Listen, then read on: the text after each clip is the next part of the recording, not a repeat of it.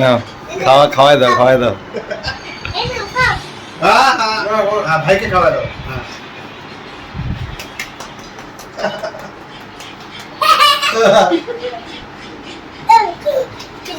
Hello guys, good morning, welcome to my channel Shili Tapadar vlog. আজকে একটি নতুন ব্লগ নিয়ে তোমাদের সামনে আমি শিলি চলে এসেছি। তো ব্লগটা আশা করছি খুব ভালো লাগবে। তো এখন রান্নাঘরে ঢুকে পড়েছি, দেখতে পাচ্ছ চিংড়ি মাছ, কাঁঠালের এঁচোড়, এখানে রয়েছে শুটকি মাছ, তারপরে রয়েছে কচুর লতি, সবই কিন্তু কেটে কুটে ধুয়ে নিয়ে রয়েছি।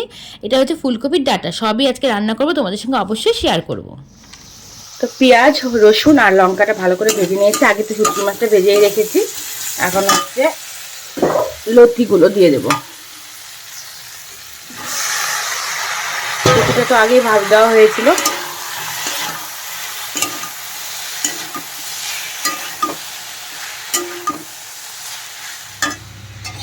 তো এখন হচ্ছে চিংড়ি মাছের যে মাথাগুলো সেগুলো হচ্ছে ভেজে নেব, ওগুলো হচ্ছে কচু বাটা করবো। চিংড়ি মাছের যে মাথাগুলো ছিল সেই মাথাগুলো না চিংড়ি মাছের সঙ্গে লেগে থাকলে আমার আরশোলা মনে হয়, তো সেই কারণে সেগুলো ফেলতেও মায়া লাগে। তো ভাবলাম এটা ভালো করে ভেজে নিয়ে বেটে নিয়ে তরকারিতে দিয়ে দেবো, মিশিয়ে খেতেও ভালো লাগবে, তরকারিটা একটু গ্রেভি টাইপেরও হবে। আর এদিকে মশলা করে নেব, মিক্সিতে সব মশলা নিয়ে নিয়েছি। লতিটা কিন্তু কমপ্লিট। তো রান্না তো মোটামুটি হয়ে যাচ্ছে এদিকে, আর মা কিন্তু এখনও মশলা করে দেয়নি, কাঁঠালের এঁচোড়টা এখনও রান্না হয়নি। তো দেখো এদিকে কেটে কুটে দিচ্ছে, আর আমি বললাম যে একটু ঝিঙে কেটে দিতে। এদিকে ভাতও বসে গেছে কিন্তু। তো লোকজন এলে কিন্তু আমাদের সবসময় উনুনেই রান্না করা হয়, যেহেতু খড়ি রয়েছে অল্প অল্প, মানে একটু ভেজে নিচ্ছি। তো চিংড়ি মাছটা আগে একটু ভেজে নিচ্ছি। চিংড়ি মাছটা উনুনে কড়াইতে দিকে না জল বেরিয়ে একদম একদিকে ভালোই হয়েছে, সিদ্ধ হয়ে গেল অনেকটা। আর লতি কিন্তু মোটামুটি কমপ্লিট আমার। এখন শুধু বাকি আছে এঁচোড়ের তরকারি। চিংড়ি মাছ দিয়ে এঁচোড়ের তরকারি খেতে কে কে ভালোবাসো অবশ্যই আমাকে কমেন্ট বক্সে জানিও তোমরা। আরেকটা তরকারি হবে, সেটা হচ্ছে কপির ডাঁটা দিয়ে নিরামিষ তরকারি। এটা খেতে কিন্তু খুব ভালোবাসি। এটা হচ্ছে চিংড়ি মাছ দিয়েও করা যায়, আবার নিরামিষও হয়, তবে নিরামিষটা খেতেই আমার বেশি ভালো লাগে। তো চলো রান্নাবান্নাগুলো তোমাদের দেখিয়ে দিই একটু। তো দেখো কাঁঠালের এঁচোড় রয়েছে, আর রয়েছে হচ্ছে ভাগ করে নিয়েছি, হচ্ছে দুবেলার রান্না রয়েছে এখানে, আর আমার কাকিমাকে দেবো। আর রয়েছে রুটি, নিরামিষ তরকারি একটা। এই হলো আজকের মেনু। টান হয়ে গেছে, এখন হচ্ছে যাবো মাম্মামকে আনতে। ওই অনেকটা লেট হয়ে গেল, 11:30 মতন বেজে গেছে, 12টায় এখন ছুটি হয়ে যায়। তো চলো নিয়ে আসি আগে, তারপরে হচ্ছে কথাবার্তা হচ্ছে। বিকেলে আবার ডাক্তারের কাছে যাওয়ারও আছে, ওই বোনের ছেলে যে রিপোর্টটা করা হয়েছে সেটা দেখানোর জন্য। তো চলো এখন ছাতা নিয়ে নি, বাইরে যা রোদ। না তুমি খাবা না এখন। চলে এসছি স্কুল থেকে মাম্মামকে নিয়ে, এখন একটু গ্লুকোজ বানিয়ে দেবে, এত গরম না।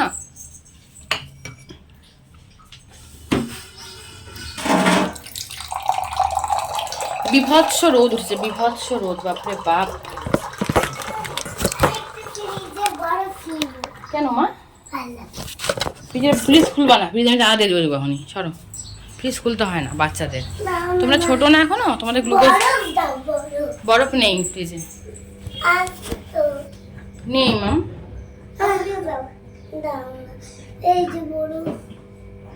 সরো সরো এখান থেকে সরো। না ওটা দেওয়া যাবে না।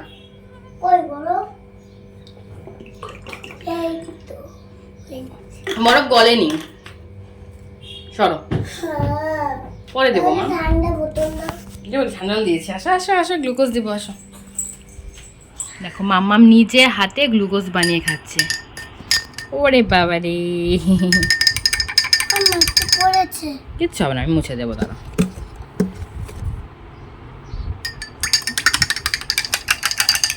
ঢকঢক করে খেয়ে নাও। কি খাচ্ছ বলো? লিচু। লিচু ভালো, খাও। স্কুল থেকে তো মামামকে নিয়েই এলাম, তোমরা দেখতেই পেলে। তারপরে দেখো টিফিন দিয়ে দিলাম, কলা, খেজুর আর হচ্ছে কাজু বাদাম। আজকে আর ভাতটা দিচ্ছি না এদিকে। কিন্তু তো মামামকে তো খাওয়ানো হয়ে গেছে, দেখো এই থালা প্রায় পরিষ্কার। ওকে নিয়ে বসে পড়েছি আমি, ও হচ্ছে খেয়ে নিই। ওকে ঘুম পাড়িয়ে রেখে যাবো হচ্ছে ওই বোনের ছেলে যে রিপোর্টটা করা হয়েছিল সেই রিপোর্টটা দেখাতে ডাক্তারের কাছে যেতে হবে। আর মামামকে নেবো না, কারণ রোদ। তোমার জন্য আইসক্রিম নিয়ে আসবো তো আজকে, ভালো আইসক্রিম। তো মামামদের আর নেবো না, রোদ, প্রচণ্ড রোদ বাইরে। মামা তো মনে হয় এখনই এলো, তো খাওয়াতে করে আবার ওদের এখনই বেরোতে হবে। তো সেই কারণে মামামকে আগে খাইয়ে দিলাম, এবার ঘুম পাড়িয়ে দেবো, ঘুম পাড়িয়ে দিয়ে তারপরে হচ্ছে যাবো। যদি দেখো নেওয়ার প্রয়োজন হলে তাহলে নিয়ে নাও। নিবি না কেন? নিয়ে নিই না ফোনটা। দেখো চলে এসেছি আমরা হচ্ছে বোনের ছেলে যে রিপোর্ট দেখানোর জন্য ছিল সেটা নিয়ে চলে এসেছি জলপাইগুড়ির কাছাকাছি ওই হেরিটেজ নার্সিংহোমটা পার করে এখানে ডাক্তার বসেন অরূপ দে সরকার, ভীষণ ভালো ডাক্তার উনি। তো ওখানে রিপোর্ট দেখানো হয়ে গেছে, এখন ফুচকা খাবো গিয়ে। তো ফুচকা টুচকা খেয়ে তারপরে আসবো বাড়িতে। ভাবি আইসক্রিম খাবো নাকি?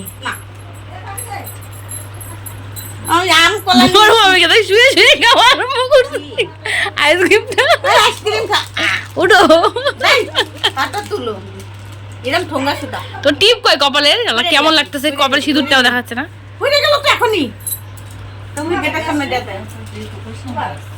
বললাম তো খাও একটু। মুখটা কুলি করে আছি।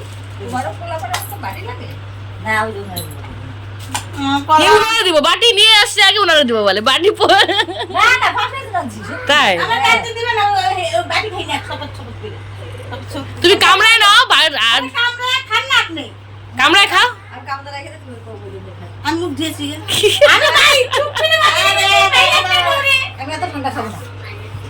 আইসক্রিম ঠান্ডা খাবে না তো কি ঠান্ডা? আরে ভাঙ্গে নাও না, হাত ধোও, হাত দিয়ে ভাঙ্গে নাও। এদিকে কালকে কিন্তু বোনের হচ্ছে অপারেশনের ডেট, সেই কারণে গিয়েছিল হচ্ছে ডাক্তারের কাছে, অনেক টাইম লেগে গেছে। অপারেশনের আগে যে ডাক্তার লাস্ট একটা চেক আপ করে সেটাই হলো আজকে, আর ব্লাড গ্রুপটা জেনে নিল। কোনো কারণে যদি ব্লাডটা লাগে সেই কারণে হচ্ছে গ্রুপটা জেনে রাখতে লাগে সে। আর এদিকে বললামই তোমাদের আইসক্রিম খাওয়ালো বোন, তো হচ্ছে সবার জন্যই আনছিল। তো পাপাই কাকিকেও বললাম যে একটু খাবে নাকি, তো খেতে চাইলো না প্রথমে, তারপর যাই হোক একটু দেওয়া হয়েছে।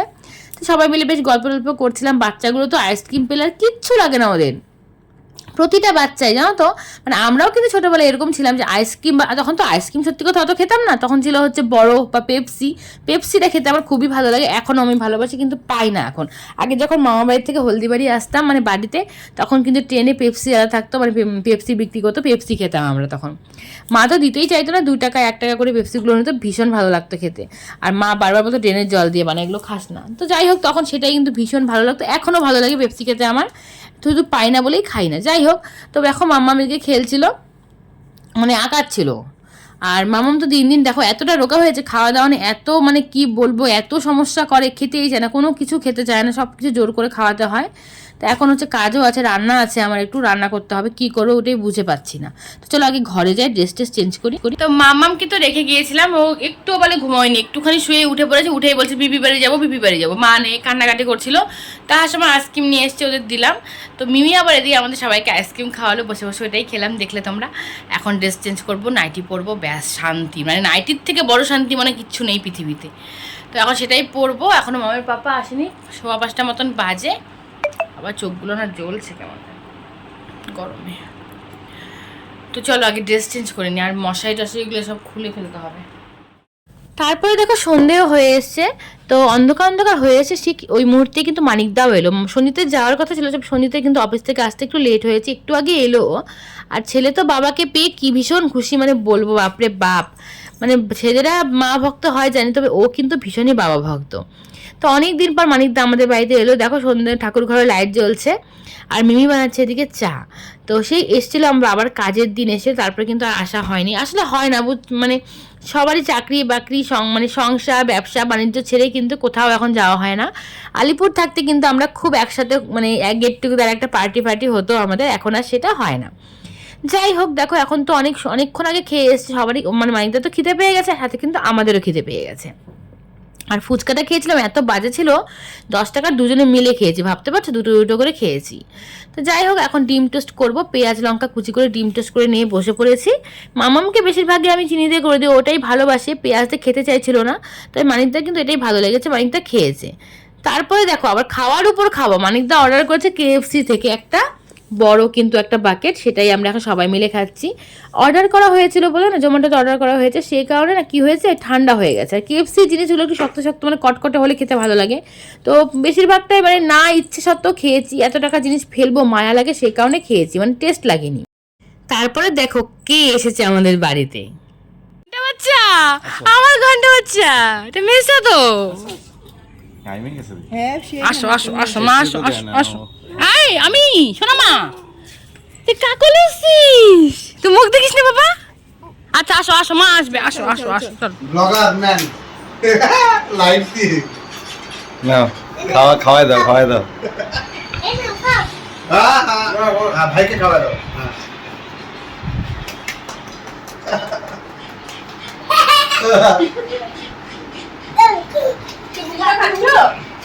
সবাইকে আবার একটু দিল।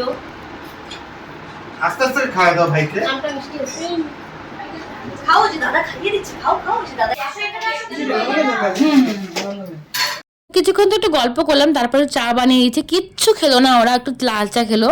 তাও বুনু তো খেলোই না, একটু আম কেটে দিয়েছিলাম, আমও কিন্তু মানে রিদ্ধি খায়নি, রিদ্ধি এসছে। তো ভীষণ ভালো লেগেছে, ওরা আসছে ভীষণ ভালো লেগেছে, জানো তো, মানে হঠাৎ করে কেউ এভাবে এলে না এত ভালো লাগে কি বলবো। তো থাকতে বলছিলাম বারবার করে, আসলে পাপার ওষুধগুলো আনেনি সেই কারণে থাকতে পারলো না। তবে থাকলে বেশ মজা হতো, সবাই আসছিলাম বোনরা মিলে, কিন্তু ভীষণ গল্প গুজবটা হতো, এটাই আর কি, খুব মিস করলাম। তো এখন আমরা যাচ্ছি হচ্ছে মৌদের দোকানে, এই যে KFC চিকেনটা নিয়ে।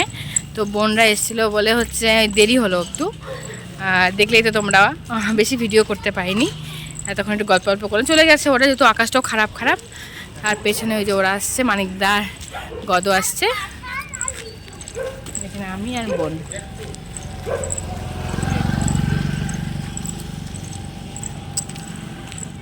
এদিকে কিন্তু আরেকটা কাণ্ড হয়ে গেছে, মামাম মানে বোনকে যখন আগাতে দিয়ে এসছি, ওই টাইমে আবার সঞ্জিতকে দিয়ে দিয়েছে চিকাতে একটা, মানে চিকা বা ছুঁচো যেটা হয়, আমরা চিকাই বলি। তো একটা পায়ের মধ্যে একটা কামড় লেগে গেছে, তো মানে দাঁতটা বা নখটা বসে গেছে, একটু রক্তও বেরিয়েছে, সেই কারণে কুণালদার দোকানে চলে এসেছি। এসে হচ্ছে কুণালদা একটা মানে টেডব্যাগ ইঞ্জেকশন দিয়ে দিল, যাতে কোনো খারাপ কিছু না হয়। যাই হোক, সবাই মিলে একটু গল্প গল্প করলাম, এখন চলে যাব বাড়িতে।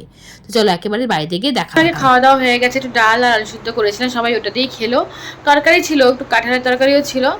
তো খাওয়া দাওয়া হয়ে গেছে, এখন হচ্ছে বিছানা টিছানা করে দেবো। এই ঘরটাতে আজকে হচ্ছে শুতে হবে, যেহেতু মানিকদা এসছে, মানিকদা মিমিরা ওই ঘরে শোবে, মায়ের ঘরে, আমরা আমার ঘরে শুবো, আমাদের ঘরে, আর মা তো বাবার ঘরে শুচ্ছে। আর এই ঘরটাতে নিচে বিছানা হচ্ছে, তো সেটা হচ্ছে মশারি টানানোর জন্য ব্যবস্থা করছি এখন। মশারিটা টানিয়ে দিয়ে তারপরে শুতে যাবো, আর ভালো লাগছে না আজকে, আর কালকে আর মামাকে স্কুলে পাঠাবো না, কারণ কালকে হচ্ছে অপারেশনটা হবে বোনের, ওই গল ব্লাডারে স্টোন হয়েছে, সেই অপারেশনটা কালকেই হবে। তো সকালবেলা যেতে বলেছে, আমি রান্নাবান্না সেরে 12টা 1টার দিকে যাব, আর ও হচ্ছে 8টার দিকে চলে যাবে। তো মানে মানিকটাকে নিয়ে যাবে ও, আর বড় মামাও যাবে সাথে। মশা ভীষণ, আমরা একটু দেরি করেই যাবো। আর সঞ্জিত অফিস থেকে আসবে, ওকে অফিসে যেতে হবে, সে কাজ আছে অনেক, তো অফিস থেকে সেখানে আসবে। কাছে হয়, আনন্দলোক নার্সিংহোমে হবে, তো নার্সিংহোমটা তখন থেকে কাছে হয়, সে কারণে হচ্ছে ওখান থেকেই আসবে। মামাকে নেবো না, মামাকে মৌদের বাড়িতে রেখে তারপরে যাবো। চলো বিছানাটাকে গুছিয়ে নিই, আমাদের বিছানাও করা হয়নি, মামা আবার বমি করলো। এই একটা কাজ কি যে ভীষণ বাজে লাগে, আমি কি বলবো, মানে সবাই সহ্যই করতে পারি না এই কাজটা, মশলা বাটা আর কচুর শাক কাটা, এই কাজগুলো। মশারি টানানো সব থেকে বাজে কাজ একটা, কিন্তু টানাতে হচ্ছে, লোকজন আসলে বলো প্রথম দিন অ্যাটলিস্ট টানিয়ে দিতেই হয়, কারণ ওরা তো আর বুঝতে পারবে না কোথায় রশি লাগাতে হবে, কি লাগাতে হবে, সেটাই লাগাচ্ছিলাম। মামার পাপা এগুলা কাজে একদম এক্সপার্ট, খুব আমাকে হেল্প করছিল, আমি তো লাগাচ্ছিলাম না, মানে একটু একটু সেই হেল্প করছিল। তো যাই হোক, মশারি টানিয়ে শুয়ে পড়বো, কালকে তো অপারেশন আছে বোনের, বললামই তোমাদের। তবে দুগ্গা করে অপারেশনটা ভালোভাবে হয়ে যাক, এটাই কি, তেমন ভয়ের কিছুই নেই, মাইক্রো সার্জারি হবে। যাই হোক, তো চলো আজকে ভিডিওটা এখানেই শেষ করছি। কেমন লাগলো ভিডিওটা অবশ্যই কমেন্ট বক্সে জানিও, ভালো লেগে থাকলে একটা লাইক করে দিও। আর তোমরা যারা এখন আমার চ্যানেলটি সাবস্ক্রাইব করোনি, তারা প্লিজ আমার চ্যানেলটি সাবস্ক্রাইব করে দিও। এখনও পর্যন্ত 1000 সাবস্ক্রাইবার কিন্তু আমার হয়নি। আর তোমরা কী ধরনের ভিডিও দেখতে সেটা আমাকে কমেন্ট বক্সে অবশ্যই জানিও। টাটা করছি সকলকে, সকলে খুব ভালো থেকো, সুস্থ থেকো, গুড নাইট।